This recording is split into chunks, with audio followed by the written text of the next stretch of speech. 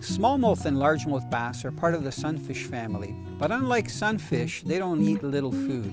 Both largemouth and smallmouth get pretty big appetites, and the bigger they get, the more food requirement they need.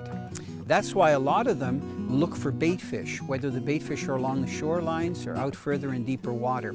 I find that whether I'm fishing the Great Lakes or whether I'm fishing northern lakes, there's always baitfish to be found in the water. If the baitfish are a little bit deeper, one of the most effective ways to get those smallmouth to hit is using a crankbait that looks just like those baitfish. Now, some baitfish are long and thin, but other ones have a shad shape. And I think bass learn very quickly that those shad-shaped baitfish have a lot of fat and a lot of protein, so they like to predate upon them, especially the larger smallmouth bass. So what I like to use is the Arashi Flat Series that dives down to about 10-12 feet. I take that crankbait and I make long casts.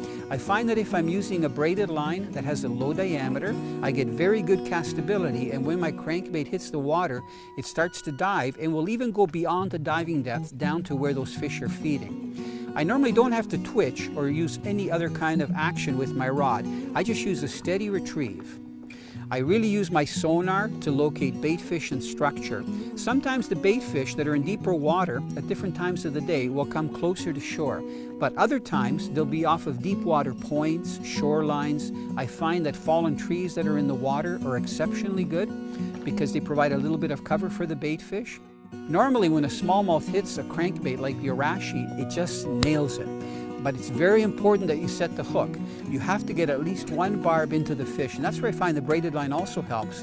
Because there's no stretch, you get a very good hook set. Don't be shy to set the hook 1 or 2 times if that bass is heading to the surface. You need to get that barb into the fish so the fish won't throw the hook. Then lastly, when you get that fish close to the boat after 4 or 5 jumps, be very careful the way you go to grab it. Sometimes grab the lure if both hooks are in the mouth. Other times, if there's enough of an opening, just slide your thumb in the mouth. Sometimes I'll just lift the line up if I'm using a heavier leader, and then I'll grab the fish very carefully, take the hooks out, and release it. The one thing that I love about using crankbaits is that hit. Man, you know when you get a fish on. No nibbles there.